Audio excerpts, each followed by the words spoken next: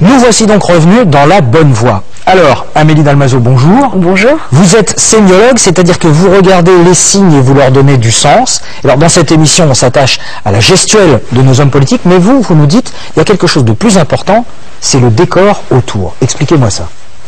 Alors c'est vrai que le décor vient parler immédiatement, tout ce qui est visuel, tout ce qui est autour de l'homme politique vient nous frapper immédiatement d'un point de vue presque inconscient. Et dans les journaux télévisés, eh bien, on va retenir uniquement peut-être 10 secondes d'un meeting. Donc ce qui va nous parler, c'est d'abord le décor, la mise en scène, les éléments visuels, les couleurs par exemple, plutôt que le discours de l'homme politique. Alors nous nous sommes intéressés aux deux candidats, aux deux finalistes de la primaire PS, à savoir François Hollande et Martine Aubry. Et là, vous avez vu des différences, j'allais dire, qui sautent aux yeux.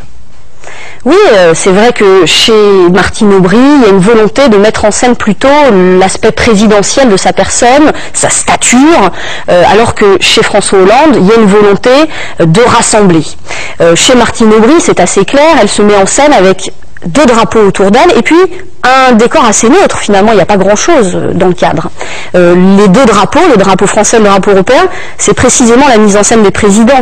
D'ailleurs, on la retrouve sur de nombreuses photographies. Y compris les photos officielles où il y a toujours le drapeau européen, le drapeau français. Exactement. Par contre, chez François Hollande, pas de drapeau, mais des gens.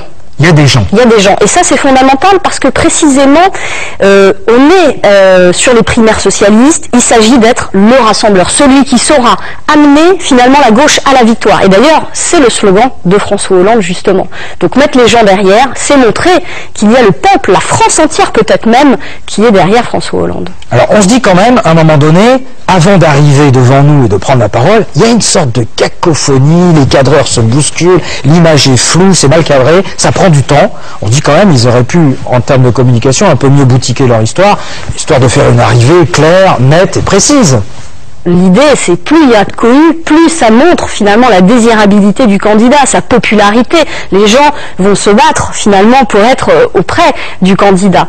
Donc la mise en scène de la foule est un élément impondérable absolument qu'on retrouve dans tous les meetings politiques. Et le fait qu'ils viennent justement du peuple, qu'ils viennent de la foule, ça vient nous dire que c'est aussi un homme du peuple qui sera capable de les représenter. Amélie Dalmazo, merci pour toutes ces précisions. Maintenant, on va les regarder d'un autre œil.